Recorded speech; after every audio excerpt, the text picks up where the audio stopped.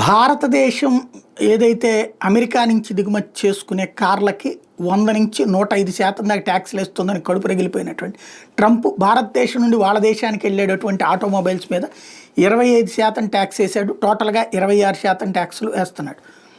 అదే సమయంలో భారత్ ఏమైనా తగ్గిస్తానంది అంటే తగ్గించట్లేదు. ఎందుకంటే మన స్వదేశీ మార్కెట్లు లైక్ మహేంద్రానా టాటానా ఇట్లాంటివన్నీ సక్రమంగా ఉండాలంటే ఆ ట్యాక్సులు ఉండాలంట. అదే ఇక్కడికి వచ్చి తయారు చేసుకుంటానంటే ప్రాబ్లం లేదు. ఇప్పుడు కొన్ని విదేశీ కార్ల కంపెనీలు ఇక్కడ చేస్తున్నాయి. హోండా ఇట్లాంటి కియా కానీ ఇట్లాంటి వాళ్ళు ఇక్కడే ప్లాంట్లు పెట్టుకున్నారు కాబట్టి వాళ్ళకి ఇక్కడ ట్యాక్స్ వర్తిస్తే తప్పించి ఎక్స్ట్రా ట్యాక్స్ ఉండదు. అమెరికాలో తయారు చేసుకునినో లేకపోతే యూరప్ దేశాల్లోనూ కారు తయారు చేసేసి నేరుగా ఇక్కడికి తీసుకొచ్చి అమ్మే వాటికే ఈ ఎక్స్ట్రా ఛార్జెస్ ఉంటాయి. 100% సుంకాల 105% సుంకాల. ఇప్పుడు అమెరికా వేసినటువంటి టారిఫ్ల నేపథ్యంలో భారత్ వెనకాడుతుందన్నటువంటి ఉద్దేశంతో యూరప్ దేశాలు కూడా మా మీద కూడా టారిఫ్లు తగ్గించండి అని అడుగుతున్నాయి. తాజాగా దీర్ఘకాలంగా పెండింగ్లో ఉన్న వాణిజ్య ఒప్పందం కింద భారత్లోకి దిగుమతి అవుతున్న కార్ల మీద 0 సుంకాలు ప్రకటించాలని యూరోపియన్ యూనియన్ EU కోరుతుంది.